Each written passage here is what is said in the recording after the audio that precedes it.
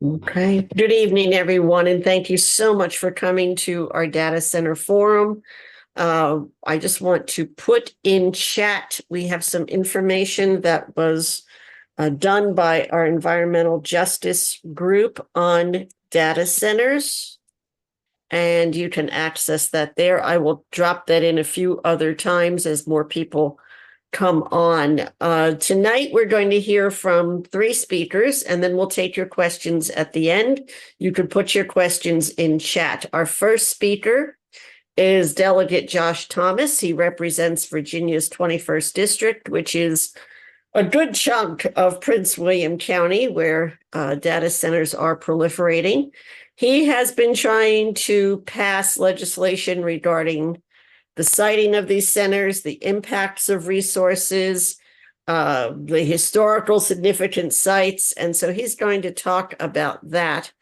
As I said, each speaker will have about 15 minutes, and then we'll do questions at the end. I also want to thank our Environmental Justice Issue Group, headed by Carolyn Kaywood, who helped organize this and provided many of the sheets that you will find in the website. So, Delegate Thomas, you have the floor first, and thank you for coming. Absolutely. No, I appreciate it, Joan. Thank you all for having me. As was said, Delegate Josh Thomas, representing 21st District, which is Western Prince William County. I'm a freshman. This is my first term. And when I started knocking on doors and running for election, data centers came up more than I even thought they would. I mean, as a member of my community, I could tell that they were popping up and threatening some of our way of life in Western Prince William. But I was not prepared for how much and how strongly the community feels about this. And to be blunt, I think a lot of communities across Virginia are, if they're not already developed, are concerned about overdevelopment. It's not to say there's no way to do it. There are good ways to do development properly. I think we've seen examples of that in certain parts of the state. But when you look at my county and where I represent in Prince William, you can see kind of a classic case of a locality trying to catch up way too fast and not making the proper investments in order to make sure this is done thoughtfully. So with that, I'm just going to jump into kind of data center industry in Virginia, how we got here, what's going on, and where we're trying to go. So for those of you that don't know, Virginia was not always the data center capital of the world, or indeed America. Initially, most data centers and kind of the birth years of the internet were actually in the tri-state area around New York, New Jersey, and Connecticut. And that's probably from what you're thinking, which is financial markets. Those are the first places that really needed to store large quantities of data on the internet. But there was a very large hurricane that went through there, and a lot of data centers flooded, and very, very important financial data that was not backed up was lost. So the industry decided, okay, we can't have that happen again. So where can we find a place on the East Coast that's relatively not disaster prone, that is well protected? And so they looked around, and Northern Virginia threw its hat in the ring to be that location. And through some very smart, from just a purely objective economic development perspective, movements by Loudoun County in particular, Virginia became a place for data centers to do business. In the beginning, it was just a few, it was not a lot. But then over the course of the next decade, Loudoun County really made it an effort to change their tax base fundamentally from a primarily residential tax base to one that is over 50% of it now sustained by the data center industry. Put that in the context for what Loudoun has right now. Loudoun has about 160, more now than 160 data centers. They are around, I think, 3.2, maybe at this point, 3.3 million square feet of data center space. And their game plan right now is to top out at 40 million square feet. And then they tax data centers at a rate of, I think, 4.15 cents for every $100 of value. So then you have, just to the south, old Prince William County looking to get in on the data center craze. You don't see too many in Fairfax, Arlington, and Alexandria, mainly because there's just not enough space where you would need to put the energy infrastructure. Loudoun and, to a certain degree, Prince William are in that sweet spot where there is enough development that there's already a certain amount of electrical infrastructure, but there's still available land. Although we will get to in a moment what the word available really means. But to put that into context of what I just gave you for the Loudoun numbers, you could look at Prince William, which certainly as of now is number 2 for the most concentration of data centers, but will rapidly be eclipsing Loudoun. So currently, Prince William has, this is a little dated, it's been 6 or 7 months since these statistics were publicly available, but somewhere in the neighborhood of 44, 45 data centers that are currently completed. That comes out to about 8.3 million square feet. So we've got Loudoun over here with, their 40 million is what they plan for. Prince William's currently sitting at 8.3. However, if you were to combine what's currently under construction, what's already been approved, and what otherwise is underway in the pipeline, Prince William will have 80 million square feet of data center space. That is a size that is equivalent to twice the size of Central Park. It is half the size of Walt Disney World. We were talking about an immense amount of space in Prince William County devoted to data centers. Then Prince William's likewise increasing its taxes on the data center industry in tandem with expansion to create more revenue, right? So you see localities are bringing data centers in because of the revenue. There are immense revenue generators. No one's disputing that. But everything comes at a cost. Nothing is free. No such thing as a free lunch, as my old economics professor would say. And so let's kind of dive into what is the cost of having data centers in your community. First one you will hear about is water. So data centers emit an immense amount of heat because of all the data that's being stored there. They have to cool the servers. And so data centers use, again, data centers vary in size, but if we're talking hyperscalers, which are the ones that are frequently in the news, we're talking about 3 to 5 million gallons of water a day. That's equivalent to what about 30,000 to 50,000 people use in a year. And while you might hear that some data centers are transitioning from constantly needing an intake of water to just needing one intake of water one time and then recycling it, well, that's great from a water standpoint. All that comes again at a cost, no free lunch. It increases the amount of electrical power that is needed for a data center of that type. So you get kind of an idea of the immense amount of water that each one of these data centers is going to need. And if they don't need the water, they all need, in varying degrees, the next problem, which is electrical power and energy usage. It's extremely high. It's as much as one hyperscale data center is the same amount of energy requirement as 25,000 households. That is 100 to 200 times the amount of energy needed for your standard office building. That is underscored by a project that is responsible for probably the largest increase in that 80 million square feet I mentioned for Prince William County, and that's called the Prince William Digital Gateway, consisting of about 35 to 37 data centers. It was recently approved in my community contentiously and is currently tied up in litigation. But for the sake of argument, if it goes through and if it's approved and if it's constructed over the next 10 to 15 years, you're talking about 2 to 3 gigawatts of power that will need to be drawn from the state grid, which is enough power for 500,000 homes. And 2 months ago, I toured the Lake Anna nuclear power plant. And while I was down there and we were having a discussion, and kind of came out that the electrical power for Lake Anna would be required in its entirety to power the digital gateway. And so you can see quickly the problem of our clean energy goals that we have for the future here in Virginia and the immense amount of need that we're continuing to add year after year. And everyone can see the math. Those numbers do not match. And so there is no world where we currently build data centers at the rate we are going and meeting any of those clean climate goals at which we agreed to in the last 5 years. Finally, which is probably the most contentious, if that wasn't contentious enough, is siting problems with data centers. Where are we going to put them?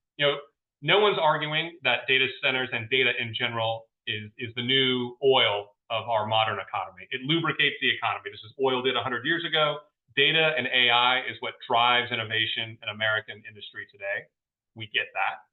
But just as California and Texas and oil states of 100 years ago had to grapple with where we're going to put oil derricks, it's a very nice neighborhood, but the oil deposit is here, and we have to put an oil derrick here.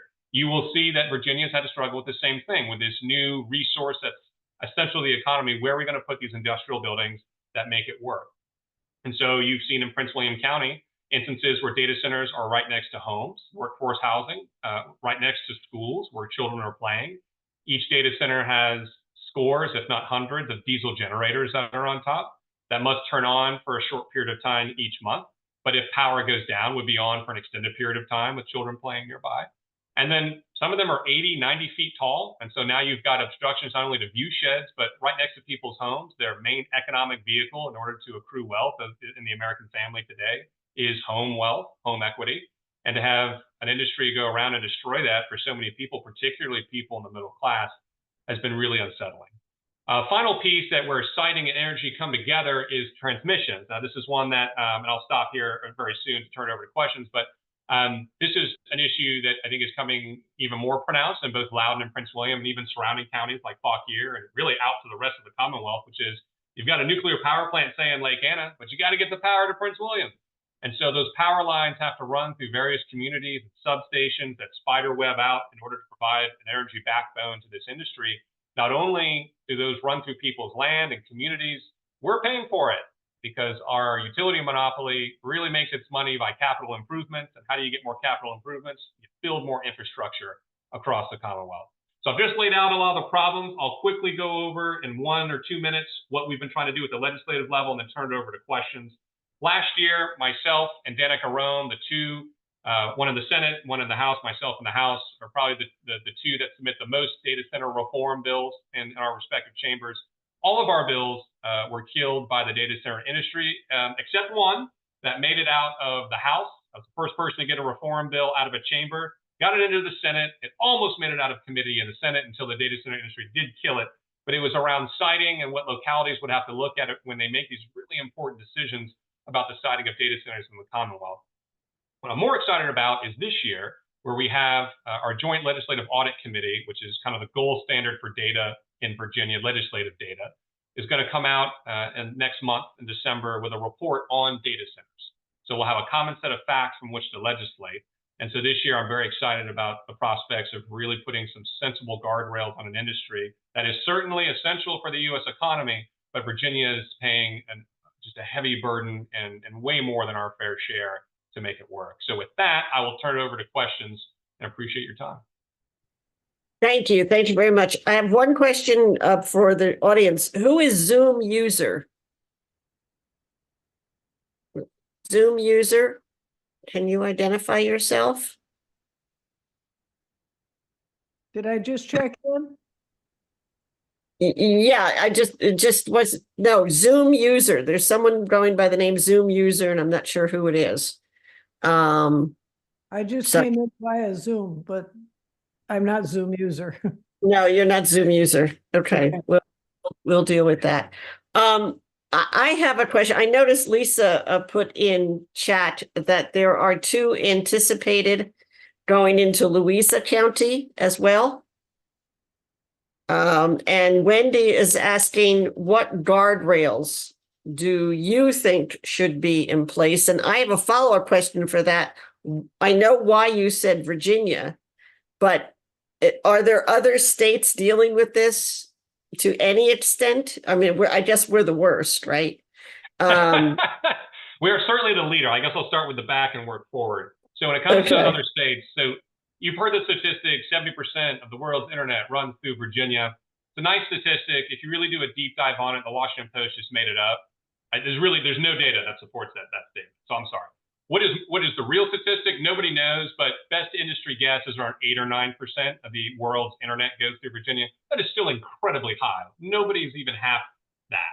So the entire industry, when it comes to data storage, looks at Virginia. We certainly are the gold standard. Now, other states do have large data center presence. So Georgia is another big one.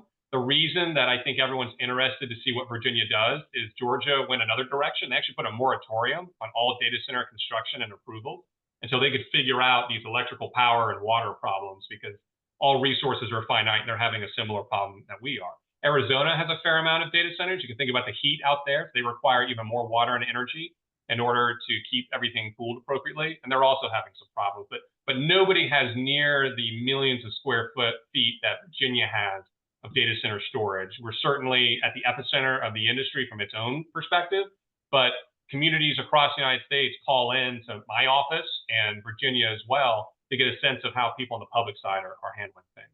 To answer, going back from that, when it comes to guardrails, I'd like to see guardrails in each one of these categories I mentioned. When it comes to water, I'd love to see localities have a state mandated requirement to do more research on what the water impact is going to be to their reservoirs. Do they have the water to support that? I mean, Virginia has a lot of water historically as an environmental resource, but again, all resources are finite, and we're talking about an unprecedented amount of water usage. Electrical power, that's the big one. I'm working on a bill right now that would be kind of a gatekeeper. Believe it or not, this is currently how electrical power is handed out in Virginia. The locality approves a project. A statute says that the local utility monopoly must provide power to that project, and the state, end of list, state doesn't do anything. That's it. That's the process. So nobody is at the controls saying, hey, do we have enough juice to provide to this project? Because nobody's looking right now. There's a consortium called PJM that's a multi-state power consortium, and they're supposed to be doing that, but they don't have Virginia in their mandate. They have all of those states. There's nobody looking out for Virginia and the metering of state good, which is electrical power. And then for siting, I would love to see localities no longer use data center overlays. I think they're predatory. I think their constituents have been taken advantage of.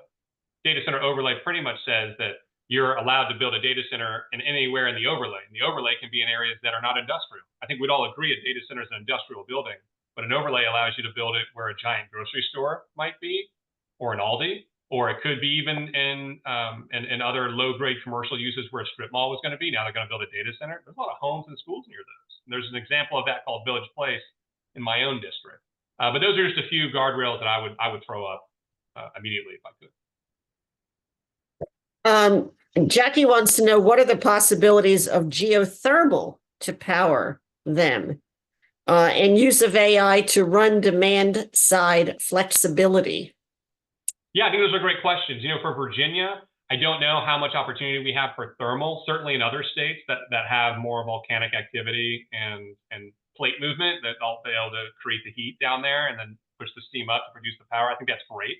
I will say in any bill I've ever come up with to provide the guardrails, we do want to incentivize the industry to create on-site power. And so we've tried to give them credit in whatever regime we come up with for that. I mean, Google and Amazon have both announced that they want to create small modular nuclear reactors co-located with some of their data centers, or at least close by, to reduce the amount of transmission lines and the amount of power that Virginia needs to come up with. So yeah, I think we should continue to incentivize that. As it comes to AI being part of the solution, I'm here for it. If they can help us accomplish the goal, that would be great. The industry is a little reticent to agree to any type of metering at this point. So we're still going to be up against the same kind of David and Goliath situation we are now, where you have an incredibly wealthy, incredibly powerful industry, and then a growing, thankfully, set of legislators trying to represent our communities on the other end. Okay, Eric thanks you for your leadership on this issue, and he asks, how does the data center development relate to the Virginia Clean Economy Act? Are there limits to how many data centers we can approve in relationship to climate change and energy availability? Yeah, so the answer on that is not optimistic. I'm sorry to be the bearer of bad news. If there was a number of data centers that we could turn on without compromising our climate goals, that number has already been reached. I mean, if we built not a single additional data center right now, we would still not meet our clean energy goals unless we build more clean energy power producers, or that's solar power, wind power, or nuclear power. But there's only so many of those we can build. Again, I told you that new facility that's getting built in my district, we would require another 1960s style nuclear power plant. We're not building one right now. That project will be completed in 10 to 20 years.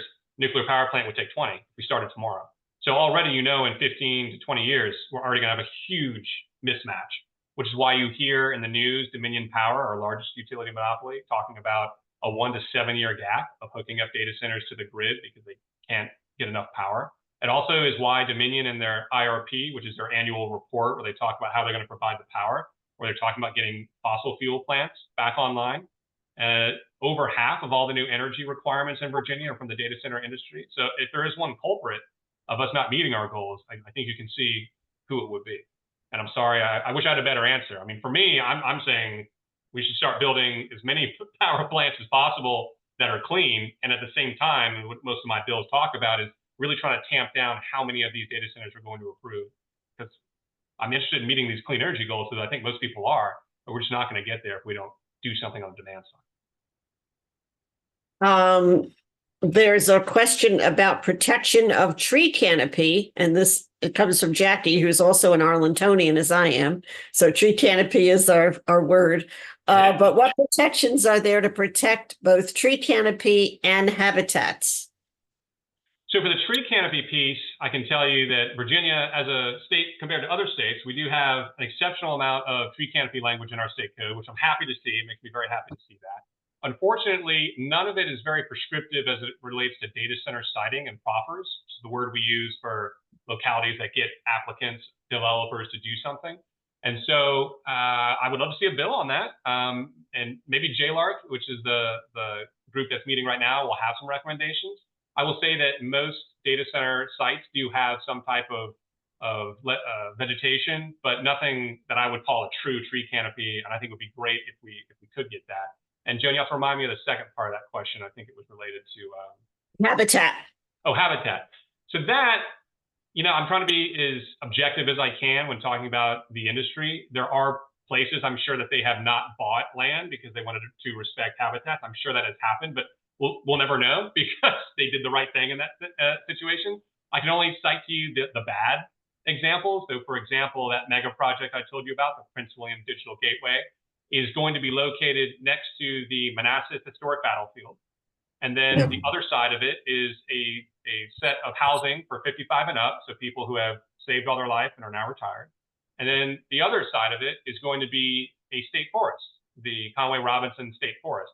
And all of the animals right now that live there that like to freely traverse farmland to then get to the battlefield park and back, where there's hundreds of acres of undeveloped land and habitat, are now going to be interrupted by this huge industrial facility. Now, the developers claim they will create a land bridge that goes over roads so that animals can go through, but I don't see a lot of deer or animals being comfortable in examples of that across the United States, going over a man-made land bridge that's got bright lights nearby and humming data centers nearby.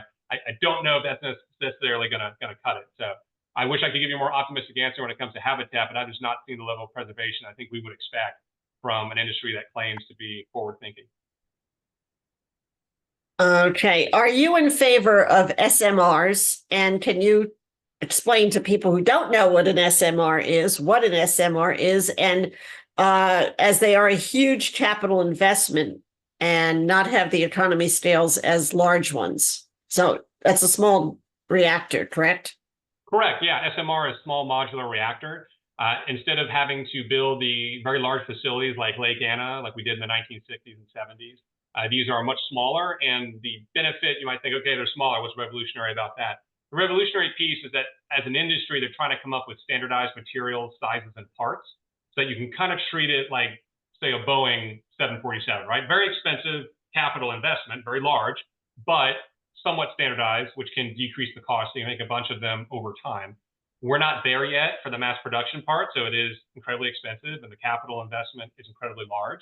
And it was fought a lot about this legislative session this year. To answer your question directly, I'm in favor of it because if we do not make investments, even ones that maybe don't pan out, into clean energy, now we know nuclear is not renewable, but it is clean. If we do not make investments into clean energy now, we're going to have no choice but to turn on gas plants, which to me is a non-starter. I'm absolutely committed to our clean economy goals. And so I think we just have to make investments in SMRs as they become more available from a cost perspective. Could we use solar and or wind, or do they just generate too little energy? I think the technology around solar has come a long way. Same thing with wind. I think there's no work. So that's factual, right? What I would say is my opinion is that we could do all the wind and all the solar that our heart's content would allow us to, and we still wouldn't produce enough power without nuclear. There's just no world where we get to our clean goals without nuclear and doing everything else. It's just nuclear provides way too much power for the size. You would need, if you just wanted to use solar to meet the data center need, you would need, it's a real statistic, you need to cover a third of Virginia's arable farmland in solar panels. We would starve ourselves. We're not going to do that, right? And so that kind of puts a nail on the head about how big of an issue that is. On the wind side, the technology for right now, what we do off the coast is good. That's a really good project, and we're getting better at the technology for mountains on where to put them in Virginia's mountains. So I think you're going to see more technology in that space that'll make those more effective, and I'm excited for that. We should definitely invest in it. But when it comes to dollar for dollar and the production of energy with land conservation in mind, there's just nothing that beats nuclear, unfortunately. Okay, I just want to ask, I've seen some people come on. Chief Ann, are you here? Chief Ann Richardson? She was coming on, I don't know, I mean, she confirmed, obviously something has held her up, but I just want to make sure I'm not missing you. Okay, we have a time for a few more questions, then we will go to Ivy Main. Carolyn Kaywood, who is the head of our environmental justice group, is giving you a loaded question. Are data centers the reason the governor took us out of Reggie? I don't pretend to understand why Governor Youngkin does what he does. Most of the time, it's not well thought out and it's purely for political gain. I'll say that. I think you can stack up lots of examples to justify that. But if I'm trying to remain unbiased, I would say that the constraints that the data center industry put on our power generation, our power needs, and our transmission lines, I think could motivate people to do lots of ill-advised things when it comes to meeting clean economy goals. So that's how I'll answer that. Interesting. Marlene wants to know, are data centers loud? And I never thought of that. Do they make noise? Yes. So some data centers make a lot of noise. Some make a little bit of noise. And then some are quiet for most people. There's no data center that makes no noise. I can tell you that. That's factual. Some data centers are built with really sophisticated materials, so the noise is not terrible. And then others commonly use more cost-effective materials that produce very loud data centers. A lot of that humming has to do with the cooling that's going on at the data centers. And so in my own district, I've been knocking doors and there's a data center off in the distance. I can hear it before I can see it. But then in other areas, there's a data center hundreds of feet away and you wouldn't even notice because of the sound. So it's very community dependent. And I'm trying to be as objective as I can. I personally think most of them are loud and a lot of our citizens are putting up with it when they shouldn't have to. And I would love to see more studies on the noise, the effects on people from the noise, and frankly, more bills about the distance and the requirements for the decibel levels from what are industrial buildings that were allowed to be put in commercial areas. Okay, and last one is on water. I'm still lost on the water. Seriously, how is there enough water? We're in a drought. Are there restrictions? I don't understand how these data centers are just able to have free reign. So I was shocked when I learned about the water usage myself. I didn't realize that. But how much can be recycled, if any? And what is the water problem in a nutshell? Yeah, you should really have the Piedmont group come on. I have a great presentation about the water usage from data centers. I mean, to be blunt, everyone's just kind of so Virginia naturally, to start off as a starting point, compared to other states, has an abundance of water. That is a true statement. However, given the figures I quoted you earlier, the number of data centers coming online, how much water is used per data center, that water is going to rapidly disappear in the next decade if we don't do anything about it. So I think getting DEQ involved to start regulating how much of that water can be taken. Some people would like to see the data center model used that doesn't require much water, or requires it one time and they recycle it. A high amount of that can be recycled each day. So that's the good news. But again, the bad news is that in order to maintain the cooling, they need more electrical power. So then we're back to the other problem I just talked about, which is where are you going to get it? And so how are we going to meet our clean energy goals if we are going to a full recycle method? But yeah, I mean, you're asking these questions about, well, how are we going to get the power? Where are we going to get the water? And I'm right there with you. Nobody was asking these questions 5 years ago. It was just nobody asked. And so now we find ourselves in an incredibly resource scarce time, having to make some really, really tough decisions. And so if I can just say one more, and I see someone made a comment about discharge of water into rivers. That's something else I didn't have time to talk about, but happy to talk offline, answer any questions via email later, or point you in a direction where you can get more literature on it. The last thing I'd just like to say, and then I'll stop here, because I know we have other speakers, is for quite a while, for quite a number of legislative sessions, it was rather lonely to be in the data center reform camp. It was really just a little bit of Loudoun and Prince William trying to fight. And I have to give a lot of credit to then Delegate Danica Rome and now Senator Danica Rome, who was really leading the fight and really sounding the alarm before anyone else was really talking about it. A lot of you are in other parts of Northern Virginia, whether you're in Fairfax, Arlington, or Alexandria.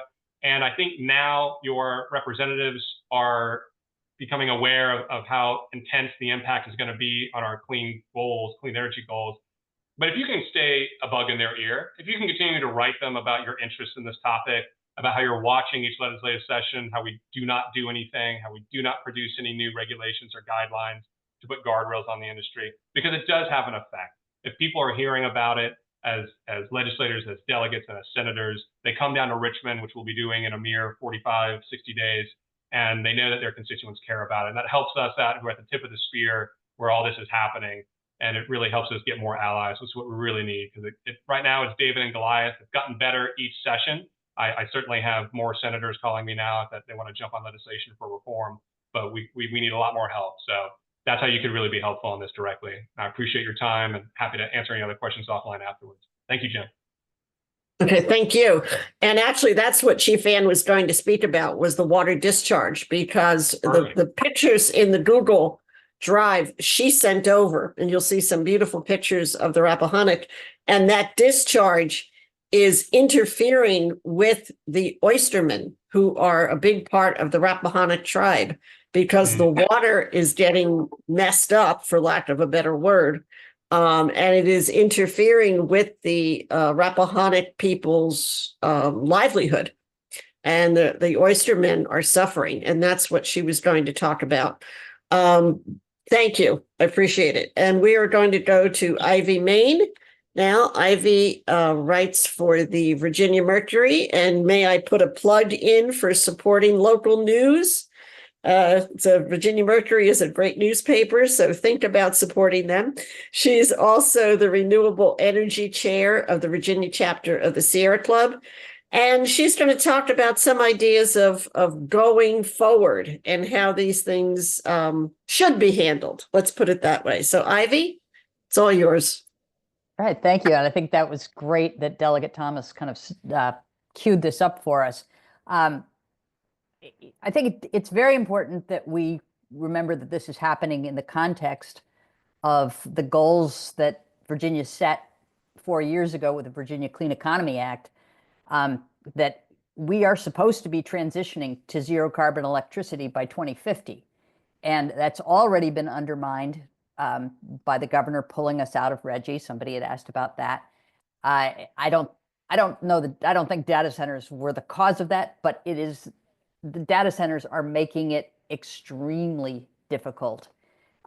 We saw Dominion Energy's integrated resource plan proposes to keep its coal plants running past their retirement dates, build new fracked gas plants, adding transmission lines that all of us would have to be paying for.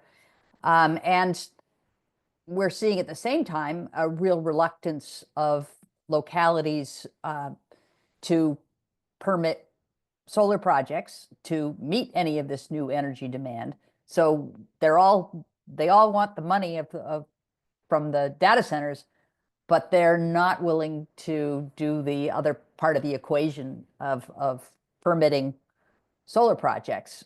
So there's the disconnect is getting wider. And in fact, we saw Glenn Davis, who's the head of the Department of Energy, he said at a summit that Senator Marsden held today about the future of the VCEA, he said the VCEA is bad for Virginia because we need data centers.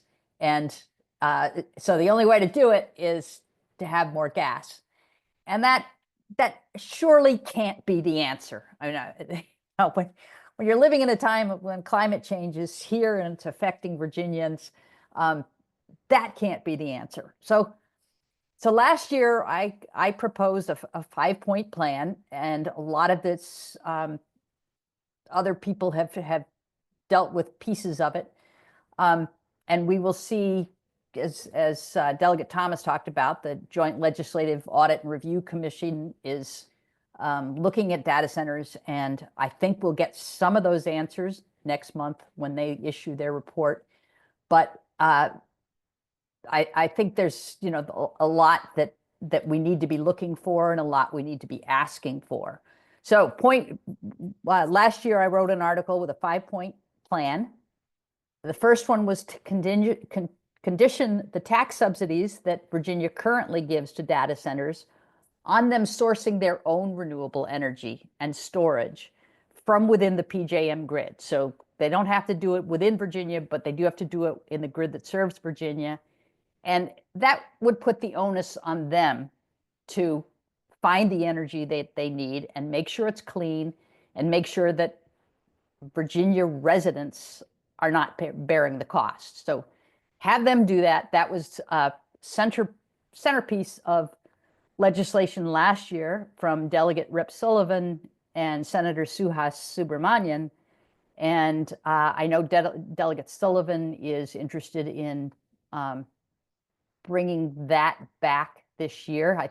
He thinks that's still at least the framework for a legislative solution, is to put the onus on the data centers. We may need to make it a requirement regardless of whether they get the tax subsidies, because we're at this real crisis situation here. The data centers have got to be driving the energy solutions. I noticed at Senator Marsden's meeting that the data centers were largely absent from the discussion. And that's, I think, a real mistake. They're sort of the elephant that wasn't in the room. And that doesn't work. We've got to have them being a major player in this. And I also think, you know, there's this talk about the small modular nuclear reactors, but that technology is at least 10 years from being ready to produce electricity at scale. Dominion has its first SMR in its planning for 2034, and that's just 300 megawatts. There are data centers that are larger than that. So that's, at the moment, that's kind of like, you know, the data centers are asking for the electricity today, and then holding out this promise of nuclear plants 10 years from now. That to me is, I will gladly pay you Tuesday for a hamburger today. That doesn't work for me. And you know, and further, if the energy isn't there, if the data centers aren't willing to say, yeah, we've found some solar farms in Ohio and we can bring in the energy, then I think we have to say no on the demand side. There are states that have, Virginia is not the only state that is seeing a surge in data center demand, but we are far and away the largest, not just in the country, but then even within PJM, most of the data center development is here in Virginia. So there are other places that some of this could be pushed out to, and we should be encouraging that instead of just seeking all of the economic development here and not taking care of our resources. The second part of that was to condition the subsidies on the data centers meeting strict energy efficiency standards. And a lot of data centers do have really good energy efficiency, but the developers of them don't always know who their clients are and don't always care as much. So that has to be a part of any plan, is that they've got to meet very strict efficiency standards. That was in Sullivan's bill as well. So I think we should expect to see that again.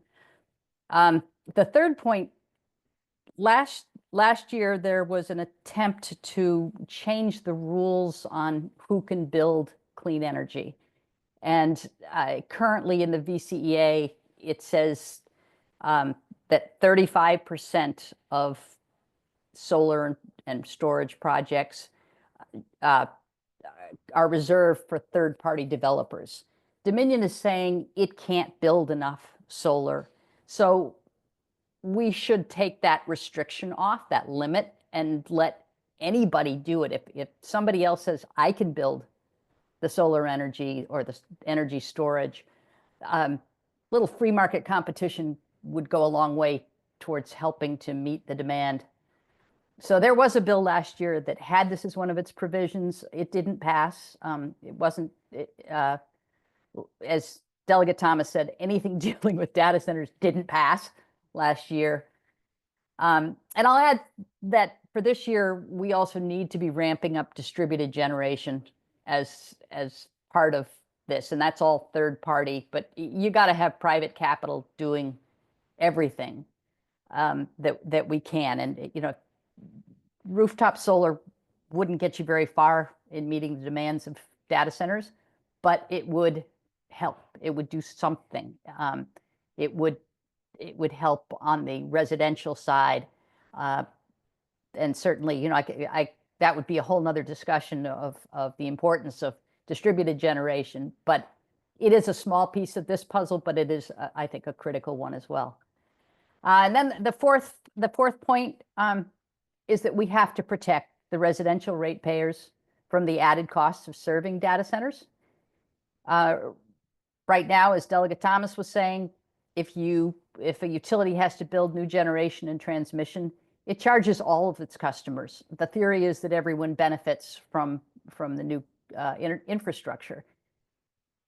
And that probably was true when development was kind of small and spread out, but with data centers, it's a whole nother ball game.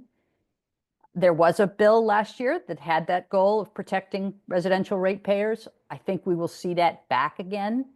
The State Corporation Commission is very interested in this topic. They've scheduled a technical conference for December 16th, and it looks to me like protecting other ratepayers is the SEC's central concern with data centers, is making sure that the rest of us aren't having to bear those costs.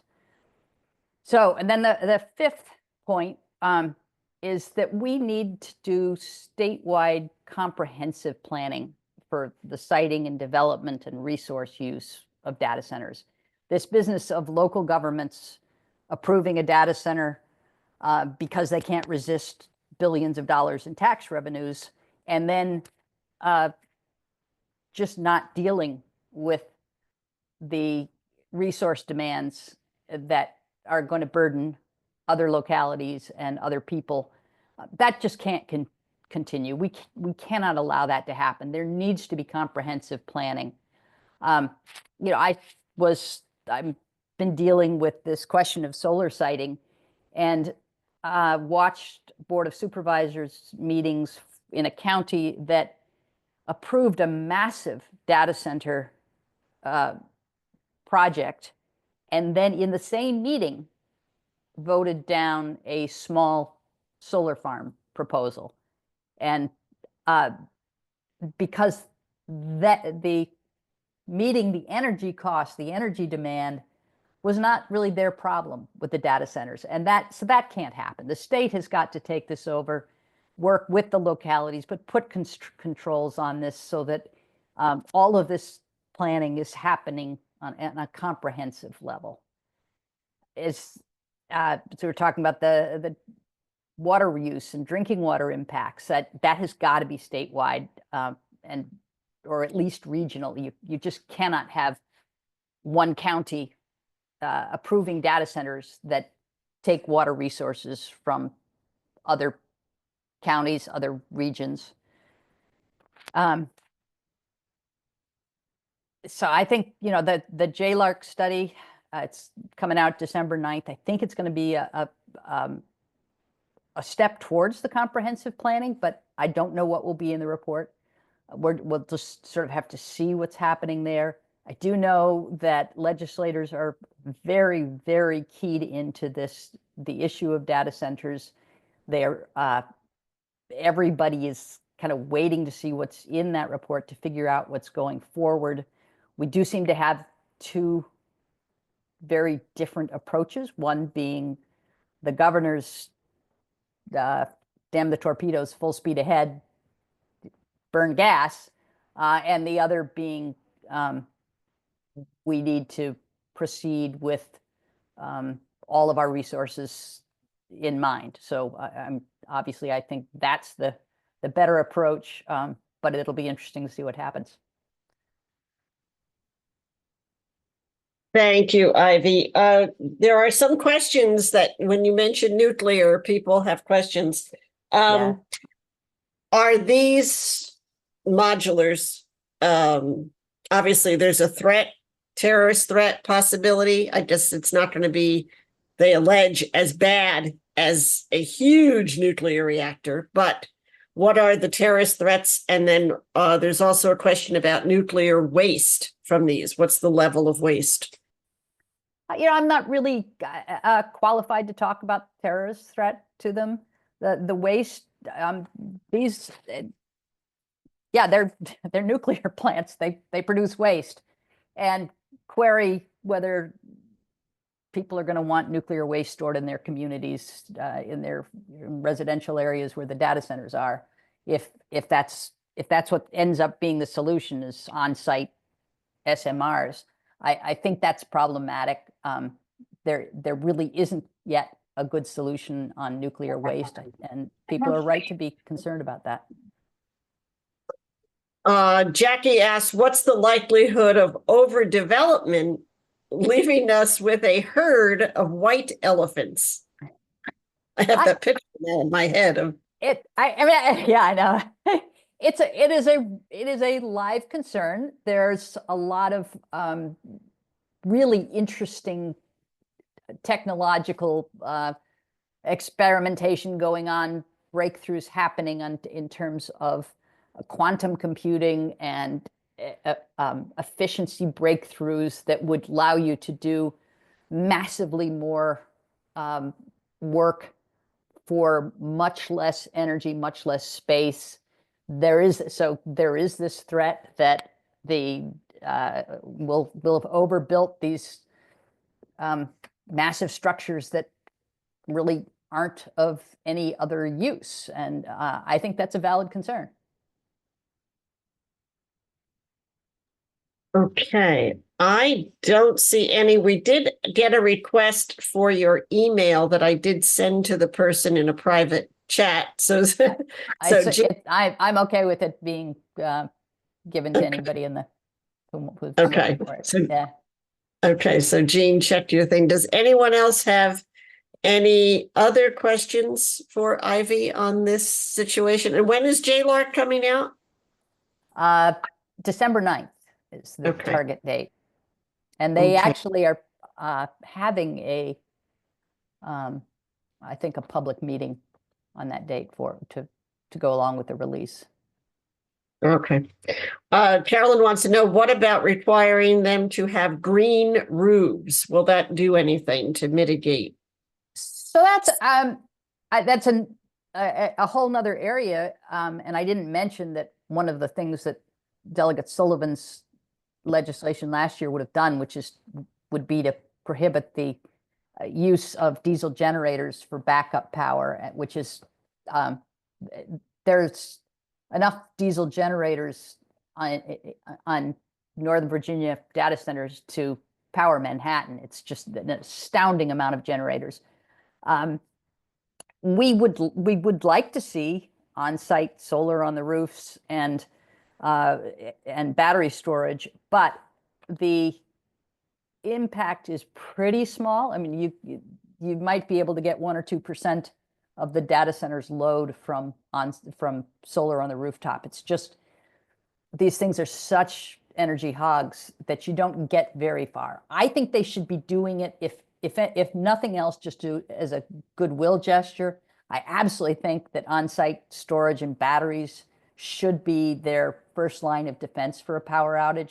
The diesel generators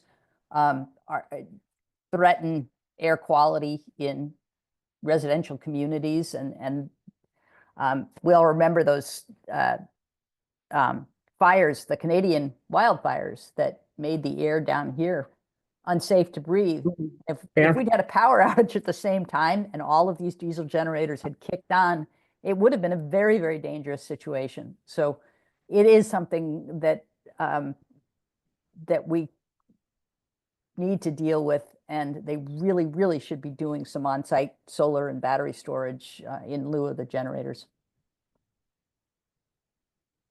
Joan Perry, who's also on our Environmental Justice Group is talking about a 3-year grant from the NSF to envision and develop a new kind of optical interconnect for data centers. That's at least 3 years down the road just for the study. I was going to ask Delegate Thomas, I think he's gotten off, he's got a 7-week-old child. And Ryan, I may put you on the spot. I don't know if you all know what legislation you all are proposing next year. And if you don't have it, I'm sorry to put you on the spot. So I didn't mean to do that. I would rather wait to let Delegate Thomas answer that question. I obviously I do know what we're working on, but since it's still very much a work in progress, I don't want to go. Okay. Saying That's things fair. might not end up turning into actual bills. Right now, where we are at in the legislative drafting process is essentially we are making a lot of requests of our wonderful lawyers at DLS. To some wonderful bills, and we don't really have any back yet, so we're still very much in that sort of collaborative process. So but we will definitely be keeping you all up to date on that. Okay, that's fair. Thank you. Again, I'm sorry that Chief Ann obviously ran into probably some technical problems, I hope, but we hope to have her back at another event. If there are no more questions for Ivy, we'll give you back 7 minutes of your evening, if that's okay with everybody. All right, and I thank you, Ivy, for coming out, and Ryan, and of course, Delegate Thomas, and all of you. This will be recorded. Obviously, it is being recorded. This will be on our YouTube page tomorrow, and it'll go out to everybody who RSVP'd. So thank you all. It's a astounding topic, and I appreciate you all coming out, and have a good evening. Bye-bye. Thank you.